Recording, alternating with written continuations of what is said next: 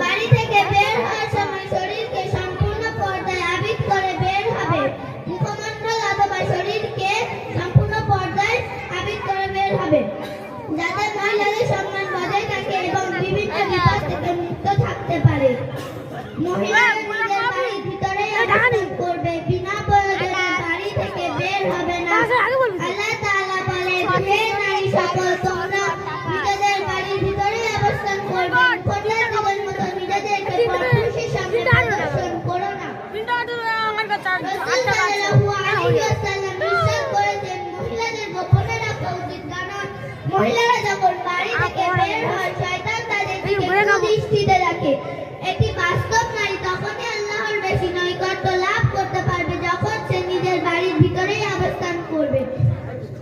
যদি কোনো প্রয়োজনে মহিলাদের বাড়ির বাইরে যেতে হয়, তাহলে সাধারণত বোরকা অথবা চাদর দ্বারা নিজের শরীরকে এমন ভাবে ঢেকে বের হবে যে উভয় হাতের কবজি ছাড়া অন্য কোনো অঙ্গ যেন খোলা না থাকে। এমনই ভাবে বাড়িতে কোনো গায়ের মাহরম আত্মীয় আসলে তার থেকে সম্পূর্ণ পর্দা করবে।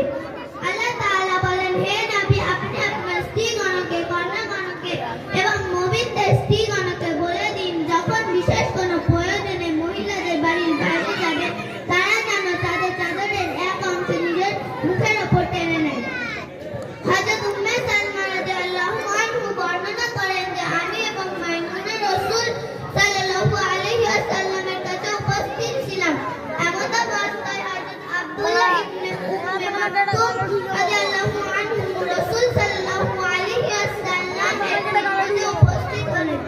যেহেতু উনি অন্ধ, তাই আমরা তার থেকে পর্দা করার প্রয়োজন মনে করলাম না, নিজের জায়গায় বসে রইলাম। অথবা রাসূল সাল্লাল্লাহু আলাইহি ওয়াসাল্লাম বললেন, তোমরা পর্দার আড়ালে যাও।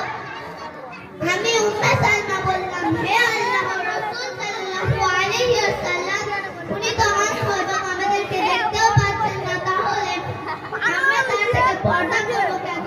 প্রত্যুত্তরে রাসূল সাল্লাল্লাহু আলাইহি ওয়াসাল্লাম বললেন, তোমরা তাকে দেখতে পাচ্ছ না। মহিলাদের মাহরম আত্মীয় যে সমস্ত